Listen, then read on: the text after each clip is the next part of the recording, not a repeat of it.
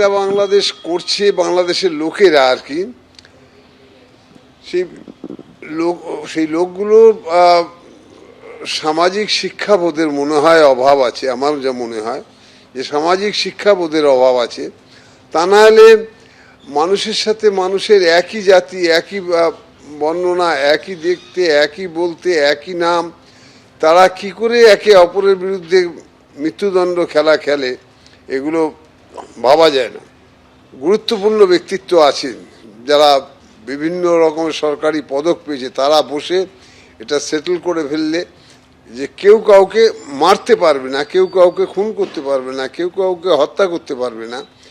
আজকে বাংলাদেশকে তো এই স্বাধীনতার এই জায়গাটায় আনতে ভারতবর্ষের সাহায্য আছে।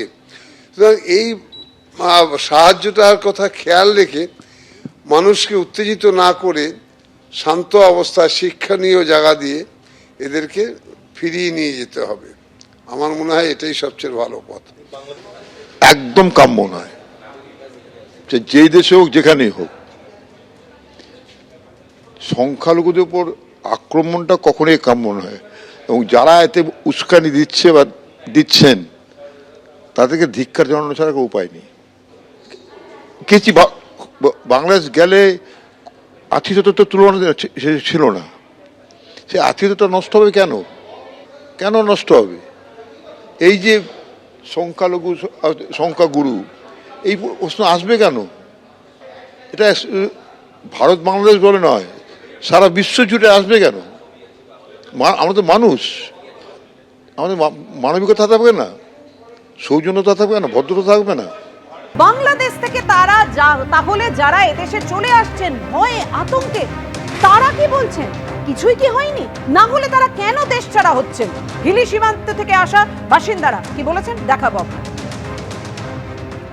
বাংলাদেশের সমস্যা মানে চিটাগাঙ্গাই বেশি। ওখানে আমাদের এক স্বামীজিকে ধরেছেন, হয়তো থাকবেই, যেহেতু আমরা সম্প্রদায় লঘু সম্প্রদায়, এই জন্যই চিন্তাটা। আর এদের উপরই হামলা হচ্ছে, তাছাড়া ভয় থাকতো না। ভয় তো অবশ্যই থাকবে, যতদিন এই হামলাটা নির্মূল না হবে ততদিন তো থাকবেই। কারণ জীবনের ভয় সবারই থাকবে, নির্যাতনের ভয় সবারই থাকবে। শান্তি ওইটাই, নির্যাতন এবং হামলা যাতে না হয় এটাই চাচ্ছি। সে যে জাতি হোক, যে সম্প্রদায় হোক, সব দেশে যে সম্প্রদায়, সব সম্প্রদায় নিয়েই বাস করে। ভয় আছে, যেহেতু এখনো সমাধান হয়নি, এই জন্য ভয় আছে। শুনলেন আপনারা কতটা ভয়ে রয়েছেন, কতটা আতঙ্কের মধ্যে তারা দিন কাটাচ্ছেন এবং সেই কারণে তারা এদেশে আশ্রয় নিচ্ছেন। এমন আরো ছবি আপনাদের সামনে রাখবো। মান প্রাণ বাঁচাতে ফের বাংলাদেশ থেকে ভারতে আশ্রয় নেওয়ার মরিয়া চেষ্টা চালাচ্ছে। বাংলাদেশ ছেড়ে উত্তর দিনাজপুরের কালিয়াগঞ্জে আশ্রয় দুই হিন্দু বৃদ্ধার। বাংলাদেশে লাগাতার মৌলবাদীদের হুমকি, বাড়িতে আগুন, লুটপাট। মান প্রাণ বাঁচাতে বাংলাদেশ ছেড়ে ভারতে আসার মরিয়া চেষ্টা করছে হিন্দুরা।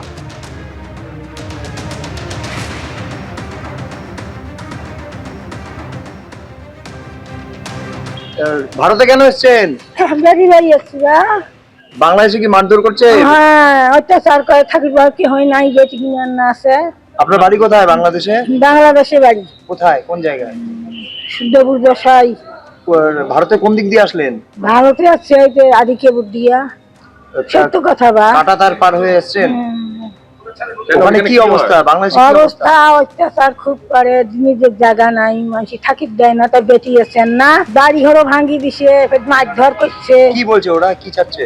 কি আছে, হিন্দুক দেখি পাচ্ছে না, আপনাদেরকে হিন্দুদেরকে দেখতে পাচ্ছে না, মারধর করছে, সেই জন্য চলে এসেছেন ভারতে। বেটি গেছেন কিনা, বেটি বেরি।